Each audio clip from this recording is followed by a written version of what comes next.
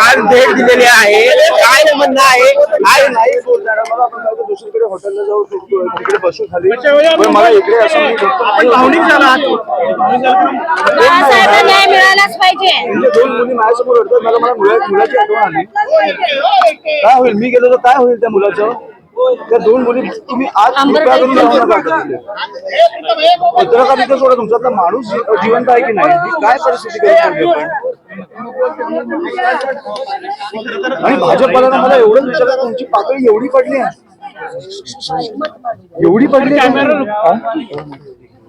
पैसे देऊन फॉर्म परत घ्यायला सांगणं ठीक होतं, तुम्ही खून करायला लागले आता निवडणुकांसाठी. मला वाटतं समोरच्या पक्षात पण काही आपले लिडर्स आहेत ज्यांची मुलं आहेत. मी जसा बघून आलो तसं शिंदे साहेबांनी किंवा देवेंद्र साहेबांनी किंवा मला वाटतं ह्या लोकांनी बघितलं पाहिजे ह्या घराची परिस्थिती काय, आणि अशा निवडणुका असतील ना तर नको निवडणुका, आम्ही सगळे फॉर्म परत घेतो, तुम्ही जिंका. ती बघा मुलगी परत उठली.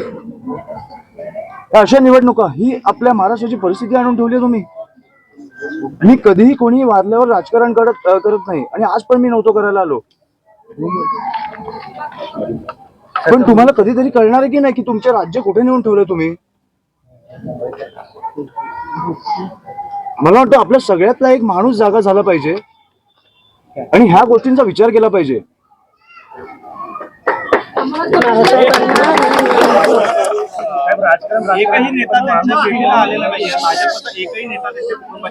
माझी विनंती आहे, फडणवीस साहेबांना माझी विनंती आहे, एक दिवस प्रचार सोडा आणि प्लीज या. तुम्हाला निवडणुका काय कुठच्या पातळीला नेऊन ठेवल्यात ना आपल्याला कळतील. आणि माझी विनंती आहे त्यांना, मोठे नेते आहेत पण मला वाटतं की आपल्या राज्याचे मुख्यमंत्री आहेत, कुठेतरी आपलं राज्य कुठे चाललंय हे त्यांनी पण बघितलं पाहिजे. ही कुठची परिस्थिती आहे? एक आई, एक बायको, दोन मुली आज अस्थि विसर्जन करून आलेत. कशासाठी? निवडणुकीसाठी. ह्याची उत्तरं मला मिळालीच पाहिजेत आणि बाळासाहेबांना न्याय हा मिळालाच पाहिजे.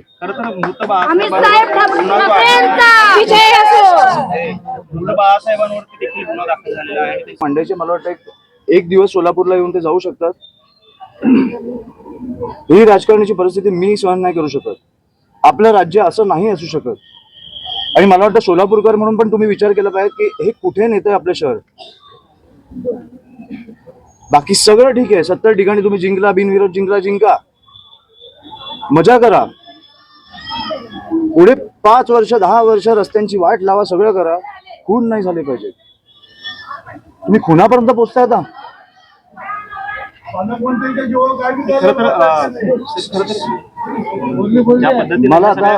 काही बोलायचं नाही. फडणवीस साहेबांना जेव्हा प्रचारात राज साहेबांनी या बाबतीत काय चर्चा झाली आहे? फडणवीस साहेबांची मला वाटतं ते बोलले, पण मी जाऊन भेटणार आहे तेव्हा त्यांना जेव्हा वेळ मिळेल तेव्हा मी जाऊन सगळं मी करणार. तुम्ही त्यांची काळजी नका करू आणि मला आर्थिक गोष्टी इकडे बोलायचं नाहीये. बाकी मी मला काही आज काय झालं तर मला मी सगळं बघतो. फडणवीस साहेबांना भेटणार.